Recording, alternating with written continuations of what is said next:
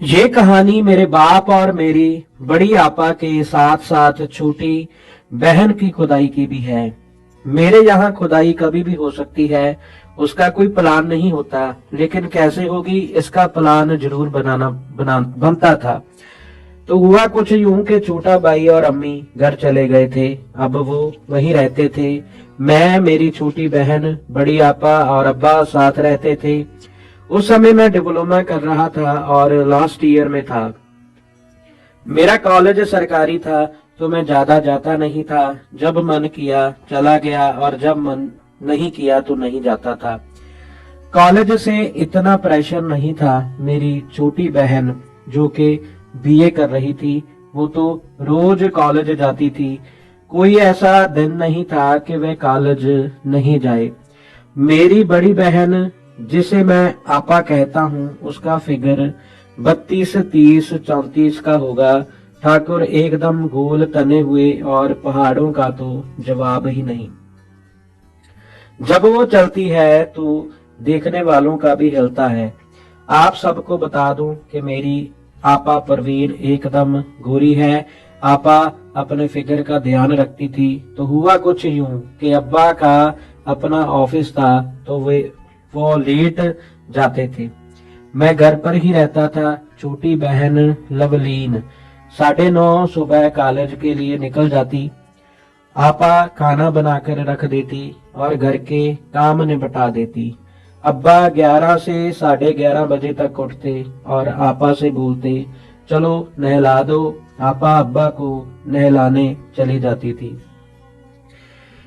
कहानी में ट्विस्ट यहीं पर है। हम लोग एलडीए की कॉलोनी में रहते हैं। मेरा घर सेकंड फ्लोर का था और बाथरूम एकदम टॉप फ्लोर पर था, जो कि पूरा बंद था। अब्बा आपा को वहीं ले जाते और फिर वहां पर आपा के साथ। आपा ने लॉन्ग स्कर्ट और टी शर्ट पहनी थी। वह छत पर गई तो मुझे तो लग गया कि आज फिर इसके साथ क्रिकेट का खेल होगा, लेकिन वहां देखने का कोई प्रोग्राम नहीं बन पाता है, क्योंकि वो ऐसे बना ही है कि सीढ़ी से ऊपर जाने के लिए एक पतली सी गली बनी है, जो सीढ़ी और बाथरूम को कनेक्ट करती थी। उस गली के सीढ़ी की तरफ से 4 इंच की दीवार बनी है, जिस पर हम लोग अपने जरूरत की चीजें रखते हैं, जैसे ब्रश, टूथपेस्ट वगैरह की चीजें। यहाँ पर हम लोगों ने एक फोल्डिंग कुर्सी भी रखी है, इसलिए मैं देख नहीं सकता था। उनको भी लगता था कि मैं ऊपर नहीं आऊंगा, इसलिए वह बिंदास क्रिकेट खेलते थे। अगर मैं देखने गया तो वो लोग मुझे देख लेंगे, इसलिए मैं ऊपर नहीं जाता था। जब अब्बा और आपा ऊपर चले जाते, तब उसके थोड़ी देर बाद मैं फर्स्ट फ्लोर पर सीढ़ी के पास खड़ा हो जाता और मस्त आवाजों को सुनता था। इसलिए आगे जो कुछ भी लिखूंगा वो अनुमान पर ही लिखूंगा, क्योंकि मुझे केवल आवाजें सुनाई देती हैं। तो हुआ कुछ यूं कि अब्बा ने आपा के कपड़े निकाल दिए और आपा को दीवार के सहारे झुका दिया। तब अब्बू ने औजार को आपा की गुफा पर सेट करके एक ही झटके में अंदर कर दिया। आपा की आवाज आई। उसका मतलब यह था कि अब्बा आपा को पीछे से किए जा रहे थे। तभी किसी का हाथ लगने से जो सामान दीवार पर रखा था वो नीचे गिर गया और मैं डर के मारे नीचे भाग गया। थोड़ी देर बाद तक खेल कूद की आवाजें आती रहीं। अब्बा आपा के साथ जोर जोर से क्रिकेट खेल रहे थे। अब्बा बोल रही थी कि तुम्हारी गुफा ने तो औजार को पकड़ लिया है, लेकिन आपा कोई जवाब नहीं दे रही थी। उसके बाद अब्बा कुर्सी पर बैठ गए और आपा को अपने औजार पर बिठाकर लगे। आपा भी खूब मजे ले रही थी। धीरे धीरे स्पीड बढ़ती जा रही थी। इसी तरह आपा और अब्बा 10 मिनट तक खेलते रहे और फिर थक हार कर रुक गए। इस तरह परवीन आपा कई महीनों तक अब्बू से ऐसे ही खेलती रही। कुछ दिन बाद उस कुर्सी पर अब्बा ने छोटी बहन परवीन के साथ भी क्रिकेट खेला। हुआ कुछ यूं कि सुबह के करीब 7:30 बज रहे थे।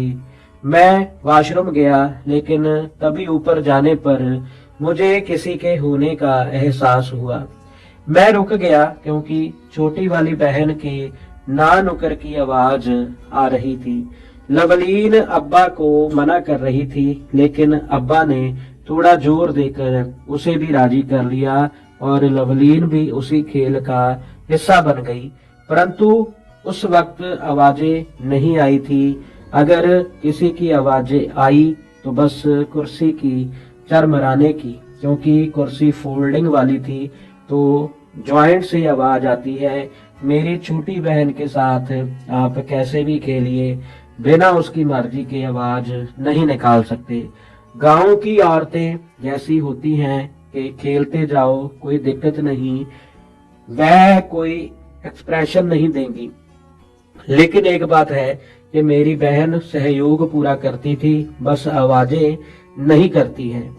वह खेलती तो एक नंबर है, बस गर्म होने की देरी है। अब्बा ने लवलीन को भी अपने डैश पर बैठाकर खेला था।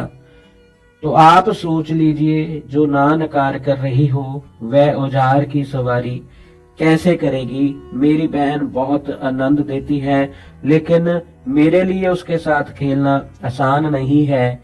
कई बार तो बहुत कोशिश करता हूँ, लेकिन वह मुझे देती नहीं अपनी। मैं सोच रहा हूँ किसी दिन अकेले मिले तब रात को उसे किसी तरह मनाकर क्रिकेट खेलने में मजा आएगा, क्योंकि घर में सब लोगों के रहते क्रिकेट खेलना खतरे से खाली नहीं है। सब कहीं जाए और मैं और मेरी बहन बस घर पर अकेले हों। मैं अपने बाप की कहानी बताते बताते कहाँ आ गया। तो ये कहानी यहीं तक ही है। और फिर खेलने के बाद अब्बा नहाकर नीचे आ गए। तो दोस्तों, कैसे लगी आपको ये कहानी? ऐसी और भी रोमांचक कहानियां सुनने के लिए हमारे चैनल को जल्दी से सब्सक्राइब करें। वीडियो अच्छी लगी हो तो लाइक करें, शेयर करें, कमेंट करें और साथ ही बेल आइकन को जरूर दबाएं।